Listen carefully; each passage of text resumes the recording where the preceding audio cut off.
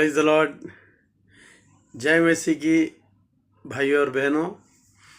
बहुत दिनों के बाद आज फिर से मैं हिंदी में बात करने वाला हूँ, क्योंकि विषय ऐसा है जो हर एक को पहुँचना बहुत ज़रूरी है।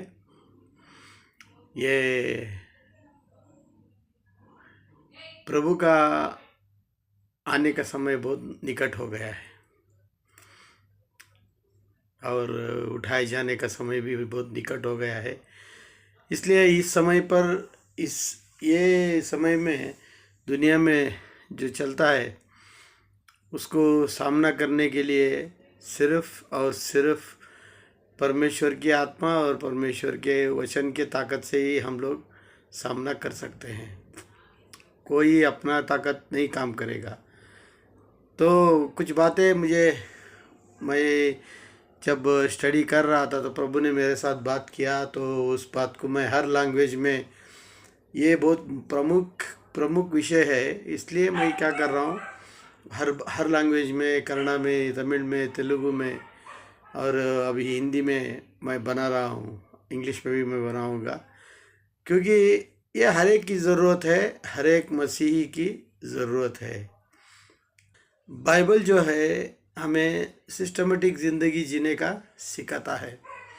ऐसा नहीं होता है कि जैसे जो भी मन में आए वैसा हम जिए और जो भी हम चाहे वो करें, सिर्फ प्रभु में विश्वास रखें, ऐसा नहीं चलेगा। तो मैं जब देख रहा था तो बहुत से लोगों का समस्या, पहले बीमारियों का, घर के समस्याओं का होता था, मगर हर समस्या के लिए आजकल सबसे बड़ा समस्या धन का हो गया है, पैसे का हो गया है। तो बहुत से लोग मुझे प्रेयर रिक्वेस्ट भेजते हैं कि आप हमारी परिस्थिति के लिए प्रार्थना कीजिए ताकि हमारी फाइनेंशियल परिस्थिति सही हो जाए, हम लोग अपने आम जिंदगी खुशी से बिताए, कोई झंझट के बिना, कोई तकलीफ़ के बिना, कोई प्रेशर के बिना जी सके, ऐसी कृपा एक प्रभु हमारे पर करे, इसलिए प्रार्थना कीजिए, ऐसा बता रहे थे। तो मैं प्रार्थना करने से वो बदलेगा नहीं। मैं प्रार्थना करने से आपको ज्ञान मिलेगा, प्रभु का आशीष मिलेगा, क्योंकि प्रभु को मैं रिक्वेस्ट करूँगा कि आपको आशीष दे, तो वो आशीष दे सकता है, मगर पाने के लिए आपको सही रास्ते में रहना बहुत ज़रूरी है। कोई सब आशीर्वाद को नहीं पा सकता। अगर मैं कह दूं, किसी को भी कह दूं कि तुम्हारे लिए मैं प्रार्थना कर रहा हूं, आशीष मिल जाएगी, अगर उसकी ज़िंदगी प्रभु से दूर है तो वो कभी आशीष नहीं मिलेगा। तो इसलिए एक प्रमुख विषय में लेकर आपके सामने आया हूं। ये जब भी इसकी बात होती है तो लोगों का सोचना है कि ये पैसा मांग रहे हैं या फिर अगर है। मैं खुले आम तौर से बता रहा हूँ, कोई भी मुझे पैसे मत भेजिए। मेरी ज़रूरत मेरा परमेश्वर मुझे देगा, वो किसी तरह भी देगा, किसी के मन में भी बात करेगा या किसी कौवे के हाथ में मेरे लिए मेरा सहायता भेजेगा। अगर कौवा नहीं मिला तो दूध को, खुद अपने दूध को वो बेचकर मुझे सहायता करेगा।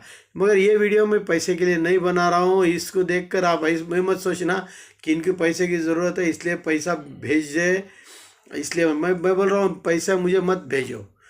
मैं चाहता हूँ आप फाइनेंशियली सही ज़िंदगी जिए।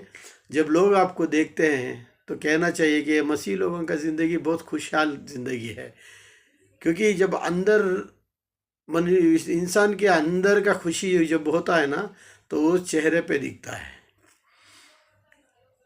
अगर अंदर नहीं है तो बनावटी का जो खुशी होता है वह हमारे हंसी पर दिखता है, हमारे मुंह से दिखता है, हमारे दांतों से दिखता है, वो आर्टिफिशियल होता है। मगर जब मन में खुशी होती है ना, समाधान होता है, संतोष होता है, तो हमारा चेहरा चमकता है, कोई भी बोल सकता है कि हम खुश हैं। ऐसी ज़िंदगी आप जिए, यही परमेश्वर चाहते हैं। परमेश्वर ने हमें भरपूर ज़िंदगी जीने के लिए बुलाया है, कोई कमी ना रहे हमारे ज़िंदगी में, हर चीज़ में वो हमारी पर्सनल ज़िंदगी हो या पारिवारिक ज़िंदगी हो या फाइनेंशियल ज़िंदगी हो या रिश्तों का ज़िंदगी हो, कुछ भी हो, कामकाज का हो, सब में भी हम लोग भरपूर से रहे, तृप्त होकर जिए, ऐसी कृपा करने के लिए प्रभु ने हमें बुलाया है। तो मैं सीधे मुद्दे पे आता हूँ। तो कई लोगों को पता नहीं है कि चीज़ों को कैसे करना है, क्योंकि पास्टर लोगों को ही पता नहीं है। कभी वो बाइबल कॉलेज में रहते हैं, पढ़ते हैं होके, उसके बाद ज़रूरत के ऊपर चर्च के अंदर जो लोगों को देखकर लोगों की ज़िंदगी के ऊपर वो बात करते रहते हैं। मगर बाइबल में एक सिस्टम है, उस सिस्टम को सिखाना बहुत ज़रूरी है। उस सिस्टम को जानने के बाद ही कोई भी अपने रास्ते पर, सही रास्ते पर चल सकता है। तो बोलने के लिए कुछ लोग वो बताते नहीं हैं, कुछ लोग बताने के लिए डरते हैं। कि मुझे कुछ पास्टर लोग बोलते हैं, जब मैं बोलता हूँ उनको, क्यों आप लोगों को फाइनेंशियल ब्लेसिंग के बारे में नहीं बताते, तो वो बोलते हैं नहीं हम बात करेंगे तो पैसे की बात कर रहा है, ऐसा बोल के हम लोगों को छेड़ते हैं, हम लोगों को गलत समझते हैं। ऐसा सोचते हैं कि हम लोग पैसे के लिए उनको मांग रहे हैं। नहीं, ऐसा नहीं है। प्रभु चाहता है कलीसिया भी खुश रहे, पासवान भी खुश रहे, और उनसे ज़्यादा विश्वासियों, जो भक्त है, जो प्रभु के बच्चे हैं, वो खुश रहे, हमेशा खुश रहे। सिर्फ एक जगह नहीं है, दिखावे के लिए नहीं है, मन से खुश रहे। मन की शांति कब मिलती है? जब कोई समस्या हमारे दिल में ना हो, हमारे घर में ना हो, तब मन की शांति मिलती है। तो मैं कई लोगों को, उस तरह के कुछ लोग हैं जो ना चर्च के होते हैं ना विश्वासियों के होते हैं, कहीं पर भी भेड़िया जैसे क्रिश्चियन बिजनेस करते हैं। कहीं पे भी एक मीटिंग रख दिया, बोल दिया आशीर्वाद मीटिंग है, आप आ जाइए।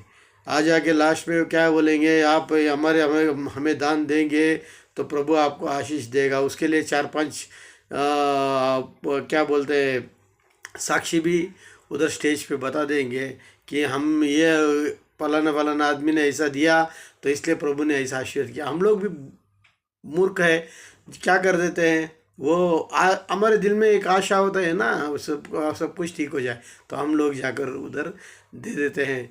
मैं बोलता हूँ इंडिपेंडेंट, अगर चर्च का कनेक्शन के बिना कोई भी, चर्च के साथ के बिना कोई भी आदमी इंडिपेंडेंट मिनिस्ट्री अपने चलाता है तो वो बाइबल के खिलाफ है। उसका भगवान प्रभु यीशु नहीं है, उसका भगवान पैसा है। याद रखिए, बहुत होशियार रहिए। और कोई भी आपके घर पे आएगा, प्रवचन बोलेगा, आपको जो गुजरा है वो बताएगा, सब कुछ करके लास्ट में आपके पास पैसा लेके, ऑफरिंग लेके चला जाएगा। मैं बोलता हूँ ऐसे लोगों को आने दो, प्रार्थना करने दो, जाने दो।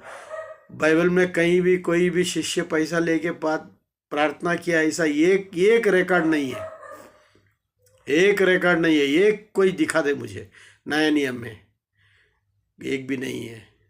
हाँ, तो इसलिए सिस्टम जो है उसको जानना बहुत ज़रूरी है। मैं जब बाइबल का स्टडी किया, क्योंकि मैं बाइबल टीचर हूँ, तो मैं ऐसा ये क्वेश्चन लेकर बात नहीं करता, मैं उसके पीछे पड़ जाता हूँ और उसको अंदर तक जाकर पूरा खोज कर बाइबल क्या कहती है, पीछे इसके बारे में पहले क्या कहा गया है, आगे क्या कहा गया है, और कैसा ये काम हमारे अंदर काम करता है, कैसे हम लोगों को अपनाना पड़ता है, इन चीज़ों के बारे में मैं स्टडी करके देखता हूँ। तो उस तरह से मैं जब देख रहा था तो मेरे सामने 3 रीति के दान जो हमें चर्च में देना चाहिए, चर्च में देना चाहिए, चर्च में, बाहर नहीं, पहले हमको चर्च में देना चाहिए। अभी आप बताएंगे हमारा चर्च का पास्टर ठीक नहीं है, वो ऐसा, आप चिंता मत कीजिए, उसको जो अपॉइंट किया है वो अपना हिसाब लेगा उससे। आप चर्च को उस जगह उसलिए जाइए, प्रभु यीशु से मिलने के लिए जाइए। बाइबल में कहीं ने लिखा है कि जिस चर्च में अच्छा पासवान होता है, अच्छा पास्टर होता है, वहाँ पर प्रभु यीशु आएंगे, मैं आऊँगा। या फिर कोई पास्टर जो बहुत नम्रता से होता है वहाँ पे आ जाऊँगा, अच्छा पास्टर है वहाँ पे आ जाऊँगा। नहीं है, ऐसा नहीं है। बाइबल में लिखा है जहाँ 2 या 3 लोग मेरे नाम से इकट्ठा होते हैं उनके बीच में मैं रहता हूँ, उनके बीच में मैं आता हूँ, उनको आशीष देता हूँ। हाँ, तो इसलिए आप लोग चर्च में जाते समय इंसान को, पास्टर को, किसी को भी मत देखिए। आप परमेश्वर को मिलने जाइए, तब आपका संतोष संपूर्ण होगा। तो पहली जो ऑफरिंग है जो चर्च में देना है वो है अपना दशम भाग, टाइथ, 10वां एक हिस्सा जो हम कमाते हैं, हमारे पैसा जो हम लोग में हमारे सैलरी मिलता है, या फिर हमारा जो पैसा जो मिलता है, हम कामकाज करते हैं, व्यापार करते हैं, हमें लाभ मिलता है, उसका 10वां एक हिस्सा चर्च में देना है, चर्च चलाने के लिए देना है। ये सिस्टम कौन लाया? कुछ लोग बोलते हैं ये इस्राएलियों के लिए था, हमारे लिए नहीं है। कुछ पास्टर लोग, अच्छे अच्छे बड़े बड़े पास्टर लोग ये बात बोलते हैं, मगर ऐसा नहीं है। वो कहीं भी ये बात नहीं लिखा गया है कि आप दशम भाग मत दो, आपके लिए नहीं है, ऐसा नहीं लिखा है। सिर्फ दशम भाग पक्का है। ये दशम भाग कैसा शुरू हुआ? पहले तो काइन और एबल ने बेहतर चीज़ें परमेश्वर को देने की, ऑफरिंग देने की कोशिश की, उसका दान देने की कोशिश किया था। वहाँ पे जो हुआ आपको सब पता है। उसके बाद जब लोट को, जो भतीजा है, अब्राहम का भतीजा है, उसको दुश्मन लोग युद्ध का पकड़ कर लेके चले जाते हैं, और अब्राहम अपने लोगों को ले जाकर उसको छुड़ाकर प्रभु की दया से वापस आता है। आते समय उसको रास्ते में मेल्किसेदेक नाम का एक शालोम देश का राजा मिलता है, शालोम का राजा मिलता है। तो उसको वो अपने जो पास है उसमें से 10वां एक हिस्सा वो देता है। पहला टाइथ हमारा पितामह जो सबसे जिसके वजह से यीशु, जिसके संतान में प्रभु यीशु पैदा हुए, जो हमारे पितामह है, हाँ, उसने शुरू किया था दशम भाग को, 10वां एक हिस्सा उसको देता है। और उसने लेकर उसको आशीष दिया। अगर वो प्रभु का इच्छा नहीं होता तो वो नहीं लेता था, वो टैक्स नहीं दिया, वो ऑफरिंग दिया, शालेम के राजा को दिया। तो वहाँ पर से जो शुरू हुआ, उसके बाद मूसा ने मोसेस ने अपने धर्मशास्त्र जब लिखा तो उसके अंदर उसने उसके बारे में लिखा, बहुत चीज़ों को सुनाया। सो बहुत लोग सोचते हैं कि मोसेस ने ये सिस्टम लाया, नहीं, ये अब्राहम से आया है। ओके, तो उसके बाद ये पहला किताब, बाइबल का पहला किताब में ये चलता है, और आखिरी किताब बाइबल का मलाकी है। उस किताब में 3वां अध्याय में लिखा गया है, स्पष्ट रीति से लिखा गया है कि आप लोग मेरे कलीसिया से चोरी कर रहे हैं, धोखा दे रहे हैं, चोरी कर रहे हैं। तो वो पूछते हैं कि क्या कर रहे हैं? तो बोलता है मेरे हिस्से का जो दशम भाग है वो नहीं दे रहे। वो दशम भाग क्यों दिया था? वो दशम भाग क्यों देते थे? ताकि कलीसिया की ज़रूरतें पूरी हो जाए। कलीसिया में जो हर दिन उधर प्रार्थना चलती थी और यज्ञ चलते थे, यज्ञ चलते थे, उसके बारे में, और वहाँ पर जो काम करते हैं उनकी ज़रूरतें पूरे करने के लिए, और वहाँ का याजक जो है उसका परिवार का चलाने के लिए, तो ये सब चीज़ें चर्च के काम के लिए वो दशम भाग जाता था। तो परमेश्वर बोलते हैं आप अपने दशम भाग लाकर मुझे मेरे मंदिर में देकर देखो, यहाँ वहाँ कुछ भी कमी ना हो, ऐसे आप तुम देखभाल करो, तो मैं अपने आसमान के छप्पड़ फाड़ कर आपके घरों को भर दूंगा। इतना बड़ा आशीर्वाद है हम लोगों को, तो हम लोग नहीं कर रहे हैं। हाँ, हम लोग दशमा भाग ले जाकर किसी और को देते हैं। हाँ, कोई संस्थाएं हैं जो प्रेयर टावर है वगैरह वगैरह सब है, वो लोग बोलते हैं दशम भाग हमें दे दो, ऑफरिंग हमें दे दो। हाँ, उनका हक नहीं है, आपके कलीसिया का हक है, आपके कलीसिया का हक है। पास्टर जो है, आपके पास्टर के चलाने पर जो उसके मेंटेनेंस के लिए वो चर्च के मेंटेनेंस के, चर्च को वो रंग भरना है, चर्च की ज़रूरतों को पूरा करना है। आज के दिन में उसको चर्च में इलेक्ट्रिक बिल भरना पड़ता है, वाटर बिल भरना पड़ता है, उसके काम वालों को वो देखना पड़ता है। सो ये सब चीज़ों के लिए वो दशम भाग देता है। जो दशम भाग देता है उसका घर छप्पड़ फाड़ के मैं भर देता हूँ, ऐसा प्रभु यीशु मलाकी की किताब में लिखा है। आप पढ़ लीजिए। मलाकी की किताब में लिखा है, वो पढ़ लीजिए। ओके, ये दशम भाग का विषय हो गया। इसके बारे में प्रभु यीशु ने भी एक बात बोलते हैं कि कोई आके पूछता है कि अपने राजा को हम टैक्स भरना चाहिए, तो प्रभु यीशु एक ही बात बोलते हैं, जो परमेश्वर का है वो परमेश्वर को दे दो, जो राजा का है वो राजा को दे दो। परमेश्वर का क्या था? दशम भाग था। राजा का क्या था? टैक्स था। और कुछ लोग बोलते हैं ये दशम भाग जो है वो भी टैक्स के जैसा लेते थे। नहीं, टैक्स देश चलाने के लिए लिया जाता है, मंदिर चलाने के लिए नहीं। कभी भी कोई भी राजा दशम भाग से अपना देश नहीं चलाया बाइबल में, सब मंदिर को जाता था। बहुत से बातें हैं बताने के लिए। लोगों को दशम भाग देना है।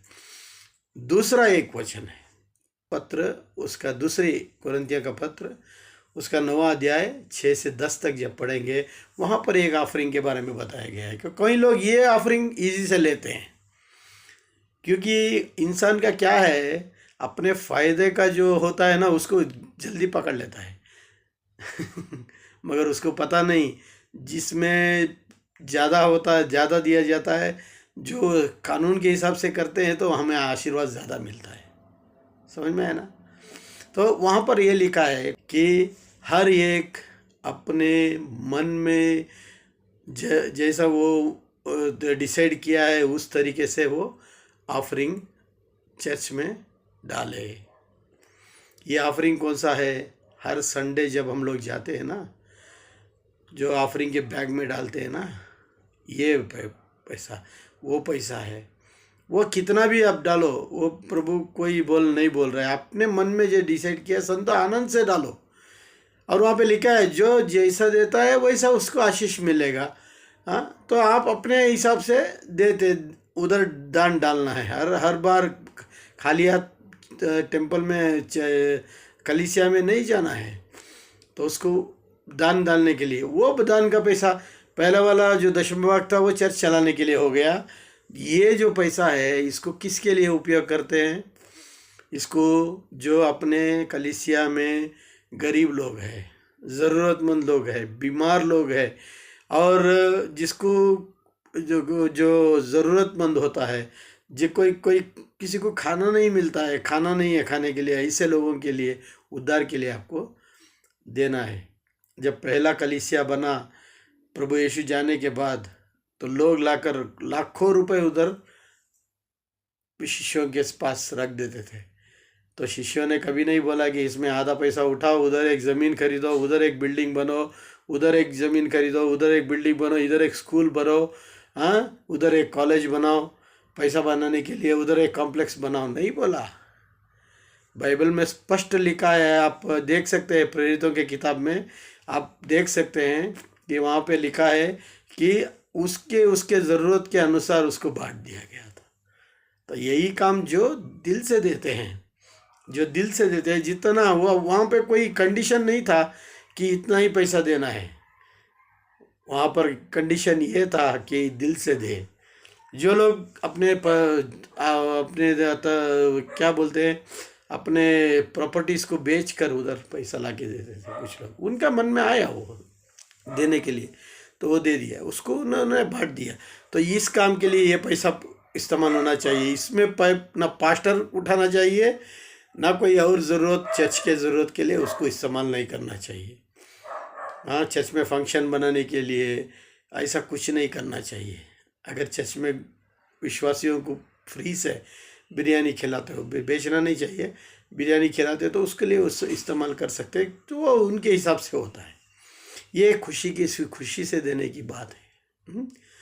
तो ये दूसरा हो गया। एक चर्च कलीसिया के मेंटेनेंस के लिए दशम भाग होगा, और कलीसिया में जो गरीब है, ज़रूरतमंद है, उनकी ज़रूरतों के लिए अपने दिल में जो दिल से देते हैं वो ऑफरिंग दान हो गया।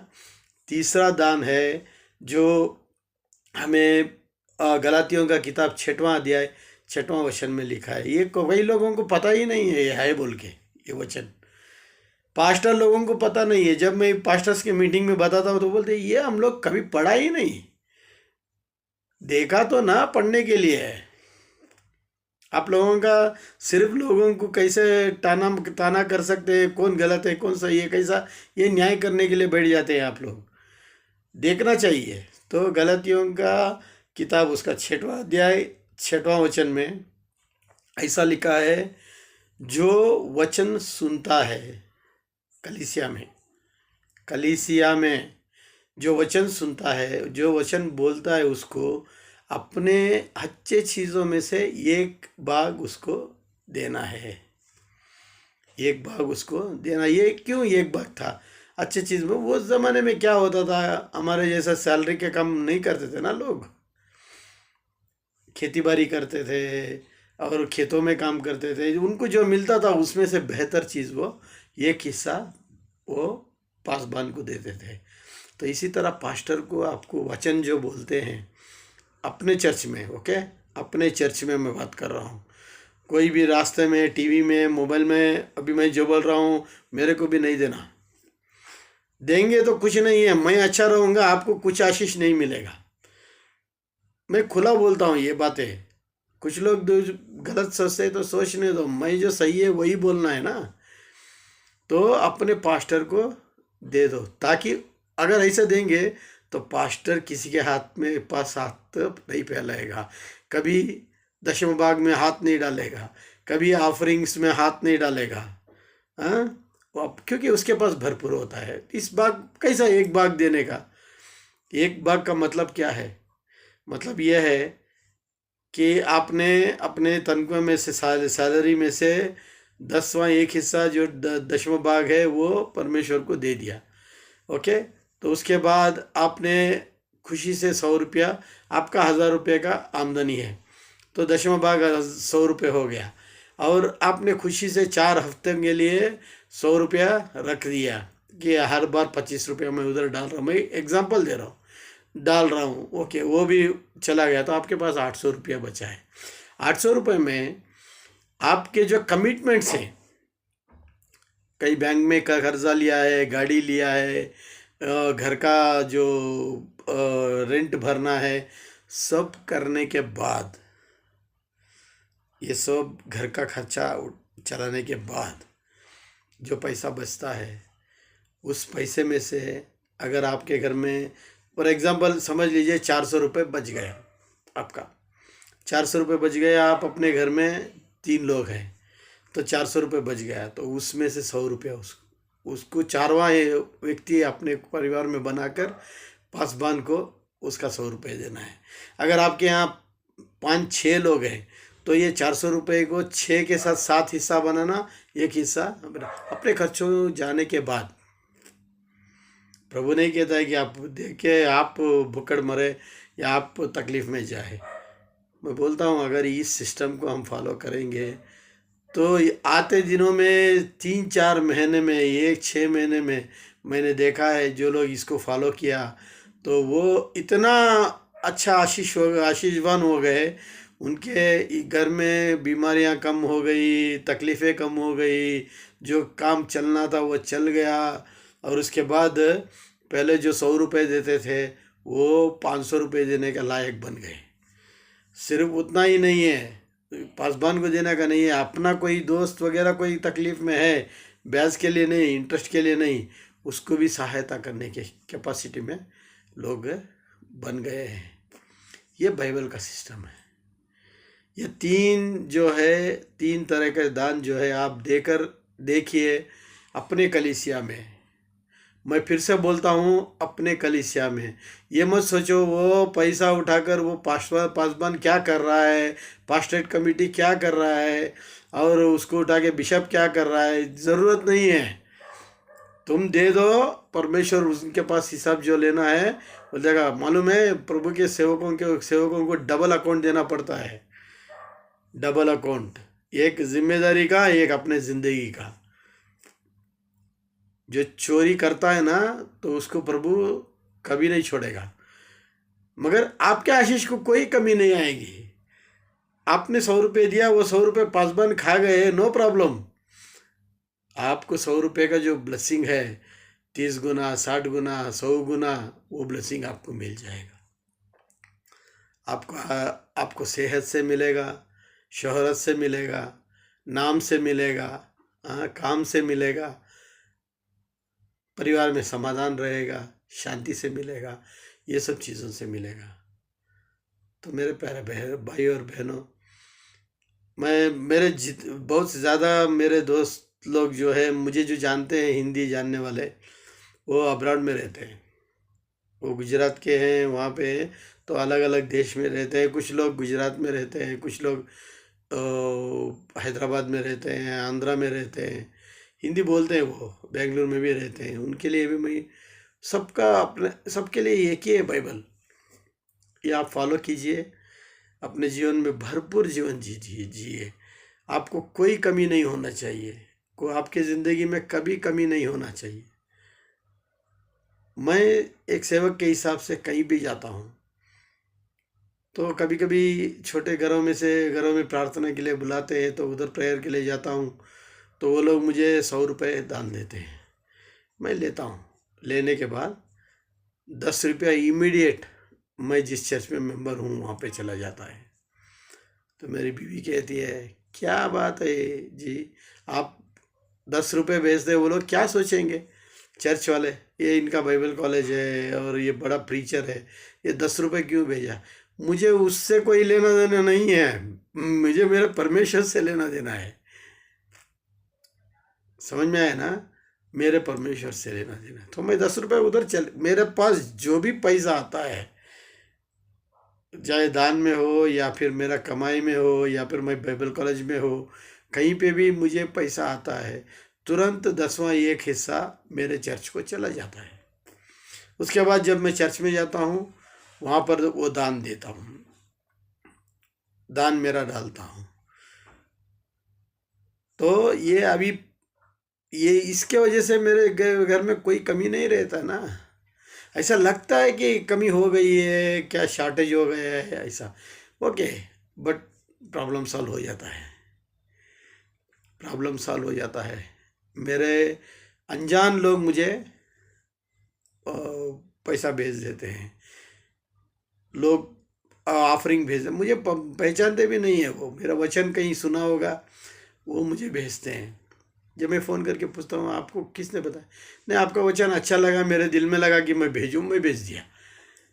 ये कौन परमेश्वर काम कर रहा है, मैं ये नहीं कर रहा हूँ, कोई बोल नहीं रहा है उनको।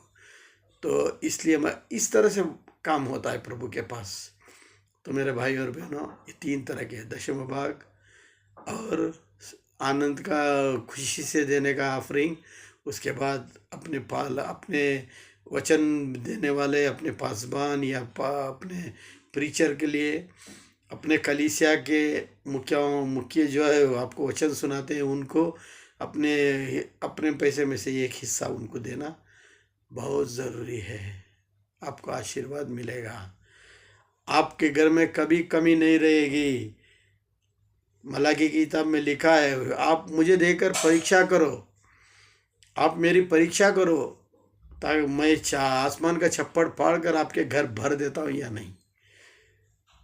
प्रभु आपके घर में छप्पड़ फाड़ कर भर दे, और आप लेने वाले नहीं देने वाले बने, और आपके कलीसिया भी इससे बहुत आगे बढ़े।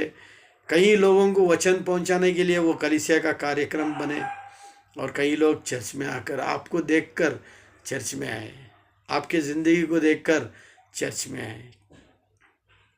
तो प्रभु की महिमा हो। ऐसा करने के लिए प्रभु हम सबको सहायता करे। मैं इसके साथ आपके आज्ञा लेता हूँ। धन्यवाद। Praise the Lord.